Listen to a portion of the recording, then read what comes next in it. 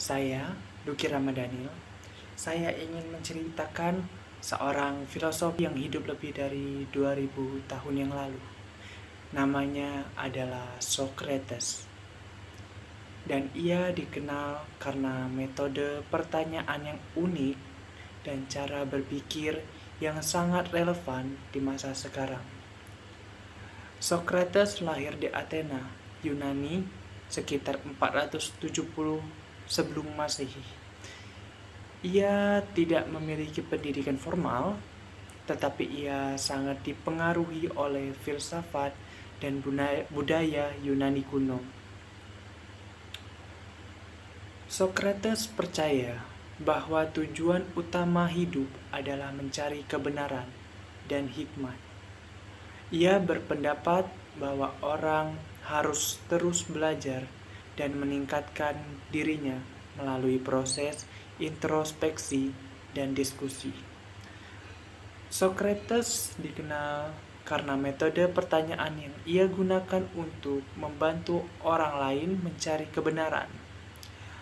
Ia tidak memberi jawaban secara langsung, tapi ia mengajukan pertanyaan yang membuat orang lain berpikir lebih dalam dan lebih jernih. Dengan demikian, orang lain dapat menemukan jawabannya sendiri dan meningkatkan kesadaran dirinya. Socrates percaya bahwa orang harus belajar dan meningkatkan dirinya sendiri.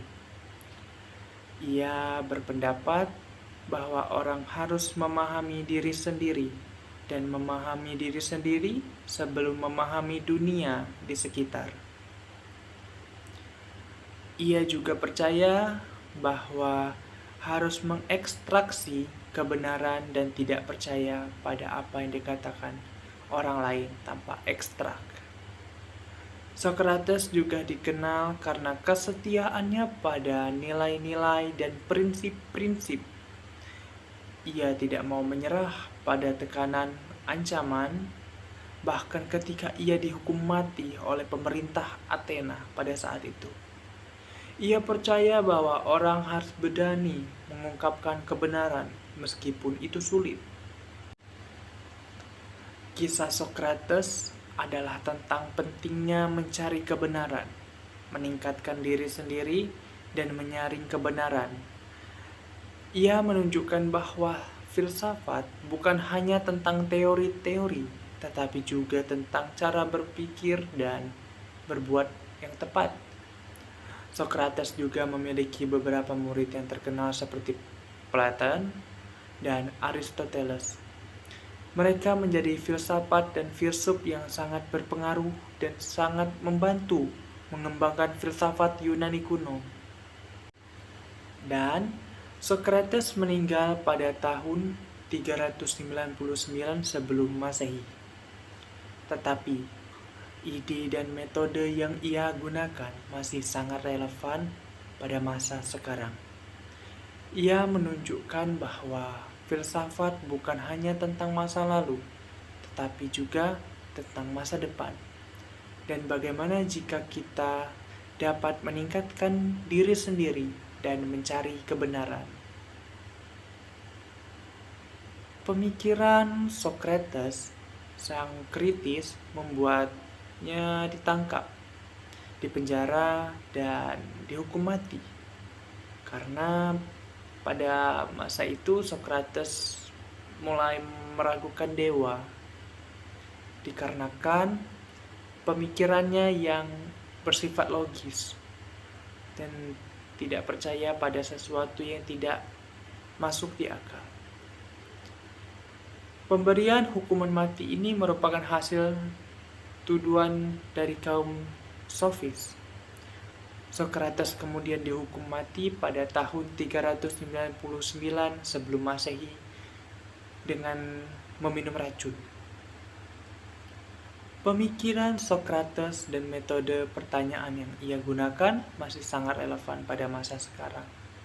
Ia menunjukkan bahwa filsafat bukan hanya tentang teori-teori, tapi tentang cara berpikir dan berbuat yang tepat. Dan penjelasan penjelasan selanjutnya tentang metode dialog yang digunakan oleh Socrates. Metode dialog tersebut disebut dengan metode bidan milik Socrates, yang merupakan sebuah metode yang digunakan oleh Socrates untuk mengungkapkan kebenaran-kebenaran universal pada individu melalui percakapan dan dialog. Metode ini dikenal dengan dua nama, yaitu metode dialektika atau metode kebidanan. Socrates menggunakan metode ini untuk mengetahui isi dari pikiran atau jiwa manusia dan memberikan pemahaman filsafat dengan memberikan kesadaran kepada orang lain mengenai sesuatu yang telah dipahaminya. Metode ini mirip dengan proses pengiriman, di mana bidan membantu pengiriman. Socrates menggunakan perumpamaan ini karena pekerjaan ibunya adalah sebagai seorang bidan. Asumsi yang digunakan oleh Socrates dalam metodenya adalah bahwa manusia memiliki pengetahuan bawaan.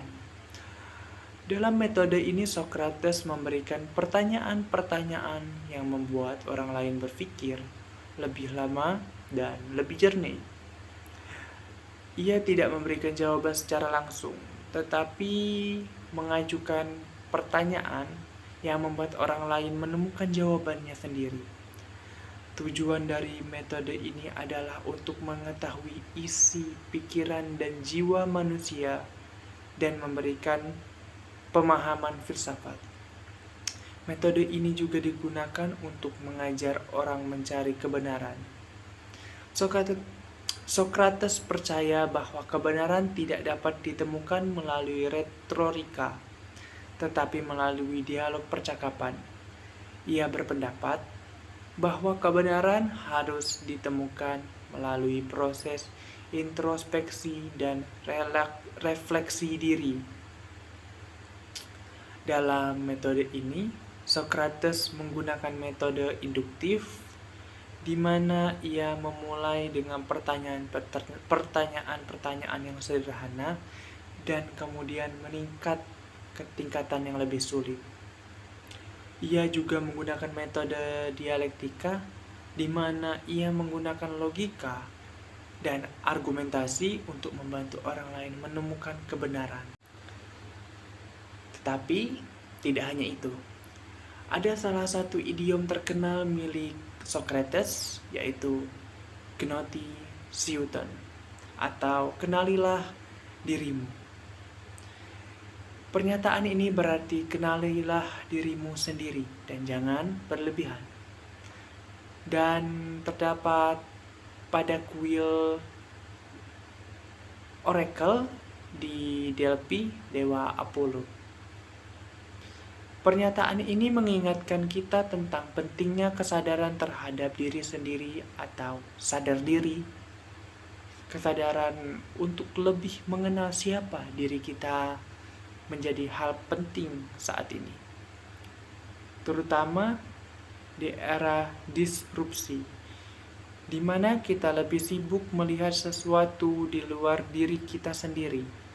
Kita lebih banyak menaruh perhatian pada orang lain, mudah menilai, menghakimi, menganalisis, dan membandingkan dengan orang lain.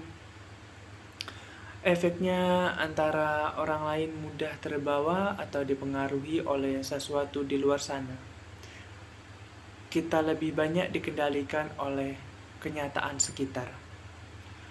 Untuk dapat melakukan hal ini, kita harus menyadari siapa diri kita. Kita harus sering melakukan inner journey, perjalanan ke dalam diri, atau inward looking, melihat jauh ke dalam diri sendiri.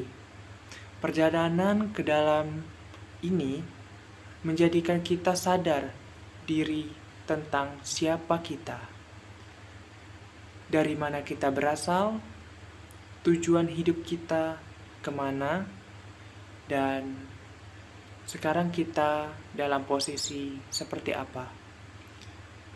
Berbagai pertanyaan tersebut dapat menyadarkan kita sebagai diri sendiri dan kita mampu membangun hubungan positif dengan lingkungan dan sesama manusia.